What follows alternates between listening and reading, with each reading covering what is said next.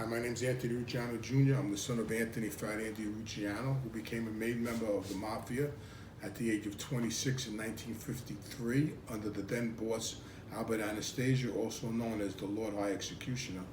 This portrait is actually a picture of my father and my mother in 1953. This picture was commissioned by John Gotti and given to my family as a gift. It's been hanging on my wall for many, many years. I'm here to explain a little bit about who my father was, and I have some things here that may help me explain it and also help you to understand it.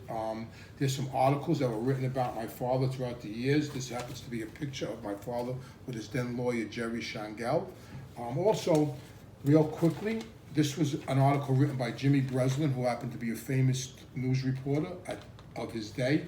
And this article was written right after my father passed away, and I just would like to read one paragraph that pretty much explains a little bit about who my father actually was.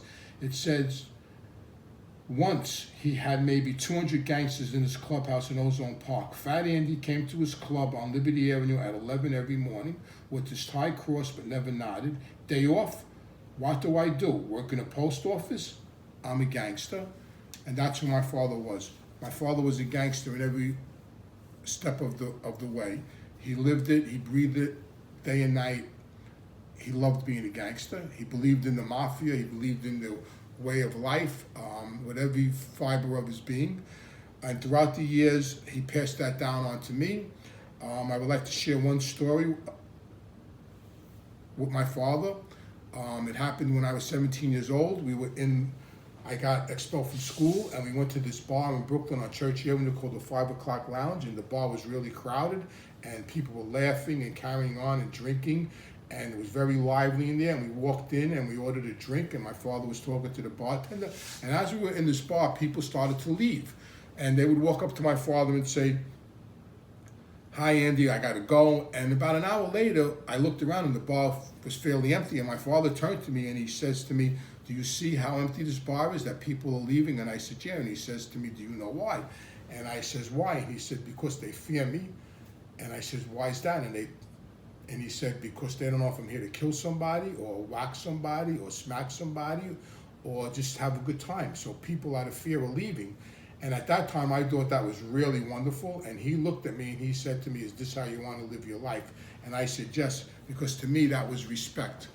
He considered it fear, I considered it respect.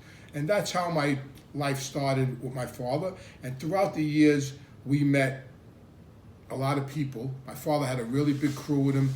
He was known all over the country. At my wedding in 1977, people from all over the country attended my wedding. Captains, bosses, underbosses. I received envelopes from practically every major city in the country. There was over 1,000 people at my wedding. At the time, I made unprecedented money in envelopes, and that's how our life was going. My father comes from East New York, the same neighborhood as a lot of other gangsters come from, the same neighborhood where Murders Incorporated was born. People like John Gotti, Nicky Carrazza, they looked up to my father when they were teenagers. They emulated my father throughout the years. A little bit about me. I was just an innocent kid, and I went from being an innocent kid with my father to this life of crime in the Mafia. My goal was to become straightened out. So I went from this innocent kid to wise guy whacks his brother-in-law, feds, and that sort of changed my life. From that point on, after I have spent over 12 years in prison, I found a way to get out of my drug addiction. I became clean. I started working a program. I got back into Christianity. I found my faith, and through all that, I started to change the way I thought, the way I lived. And today I help people. Today I work in a treatment center. I put myself through school, and pretty much my whole day is about giving back. And that's what I would like to do now. And throughout my years in the street, I have made a lot of friends, and one of them is Johnny Alite. I met Johnny Alite when he was a child. My brother actually was his Little League coach. He was a good athlete. And throughout the years, he was a good kid. And my father always referred to him as a good kid. And when my father would tell me, "You see that guy over there? He's a good guy," to me, I knew what that meant. That meant that that person was a killer. That person had killed somebody or was capable of killing somebody. And that's how my father referred to Johnny A. Light, that he was a good kid. And as far as I'm concerned, and a lot of other people I know, nobody feared John Gotti Jr., but everybody feared Johnny A. Light. So I hope this was informative. There's a lot more I could say about my father. He was kind of low key, but he was a man's man, and I would be happy to give you further information. It'll be my pleasure. Thank you.